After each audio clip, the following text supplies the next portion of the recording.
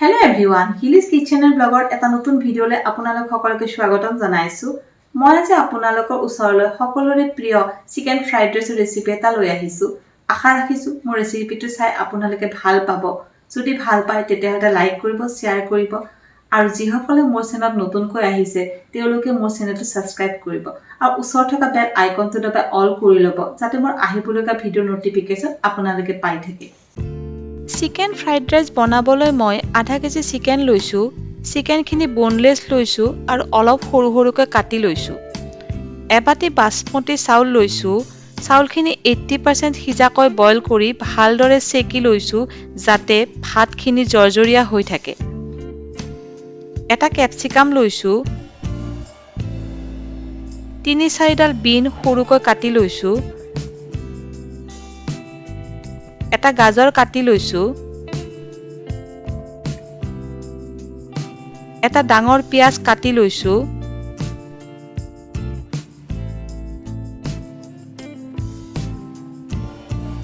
পাঁচ ফুটা নহৰু মই ৰুকনিত টুকি লৈছো।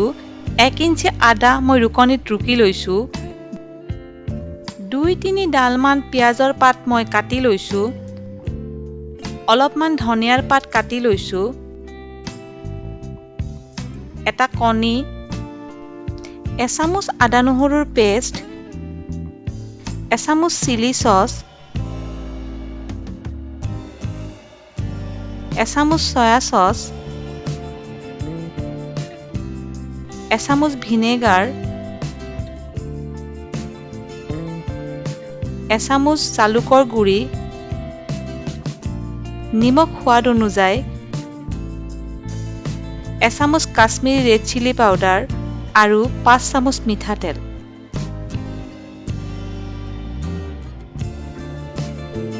প্ৰথমতে চিকেনখিনিত ৰেড চিলি পাউডাৰ, আদা নহৰুৰ পেষ্ট আৰু আধা চামুচ নিমখ দি ভালদৰে সানি মিলাই লৈছো।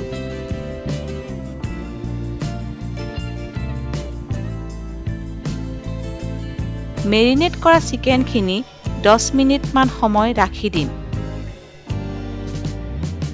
10 মিনিট মানৰ পাছত এখন পেনত 3 চামুচ তেল গৰম হ'ব দিম। তেল গৰম হ'লে চিকেনৰ পিচখিনি এপিচকৈ গৰম তেলত দিম।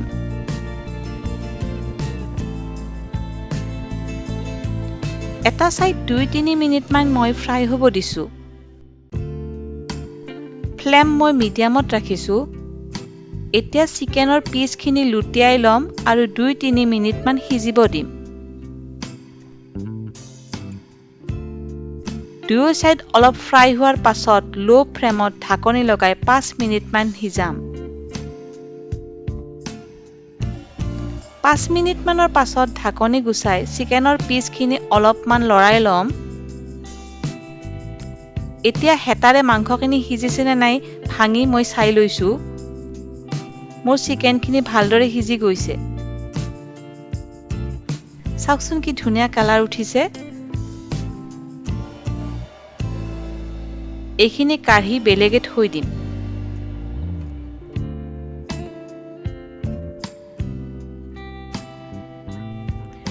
এতিয়া পেনখনত 2 চামুচ তেল গৰম হ'ব দিম। গেছৰ ফ্লেম মই মিডিয়ামত ৰাখিছো। গৰম তেলত ৰুকি থোৱা নহৰুখিনি দিম। ৰুকি থোৱা আদাখিনিও দিম আৰু অলপমান লৰাই লম।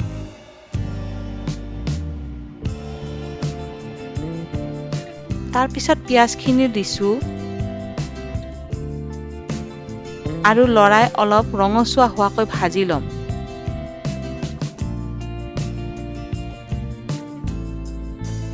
এতিয়া কাটি থোৱা গাজৰখিনি দিম। বিনখিনিও দিম।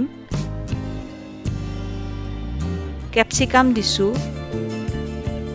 আৰু সবজিখিনি 80% সিজাকৈ ভাজি থাকিম।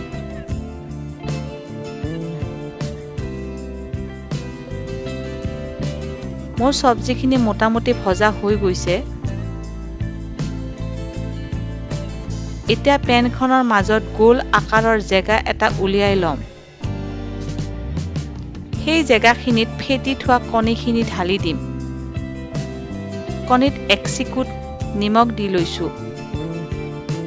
আৰু হেতাৰে লাহে লাহে লৰাই কণীখিনি ফ্ৰাই কৰি লৈছোঁ। তাৰ পাছত কণী আৰু চব্জিখিনি ভালদৰে লৰাই মিলাই ল'ম। এতিয়া সয়া চচখিনি দিম, চিলি চচ দিম আৰু ভালদৰে মিলাই 2-3 মিনিটমান ভাজি থাকিম। ভজা হ'লে মই ফ্ৰাই কৰি থোৱা চিকেনখিনি দি ল'ম। চিকেন আৰু চব্জি মিক্স হোৱাকৈ লৰাই ল'ম। জালুকৰ গুড়ি দিম। আকৌ অলপ লৰাই জালুকৰ গুড়িখিনি মিলি যোৱাকৈ ভাজি থাকিম। এতিয়া ভিনেগাৰখিনি দিম। অলপ মিক্স কৰি ল'ম। আৰু ভাতখিনি এতিয়া ইয়াত ঢালি দিম। গোটেই সামগ্ৰীখিনি মিক্স হোৱাকৈ ভালদৰে লৰাই ভাজি থাকিম। এতিয়া কাটি থোৱা পিঁয়াজৰ পাতখিনি দিম।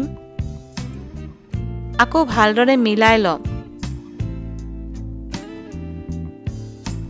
এতিয়া নিমখ দিম।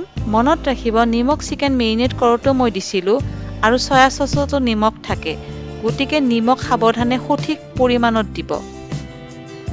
নিমখখিনি ভালদৰে মিক্স হোৱাকৈ লৰাই ল'ম। গাৰ্নিচিঙৰ বাবে ধনিয়া পাতখিনি মই দিছোঁ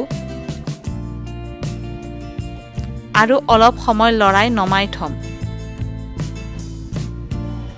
এয়া চাওক, restaurant style chicken fried rice মোৰ ৰেডি হৈ গৈছে। আপোনালোকে এনেদৰে বনাই খাবচোন, একদম ৰেষ্টুৰেণ্টৰ ফ্ৰাইড ৰাইচ খোৱা যেন লাগিব।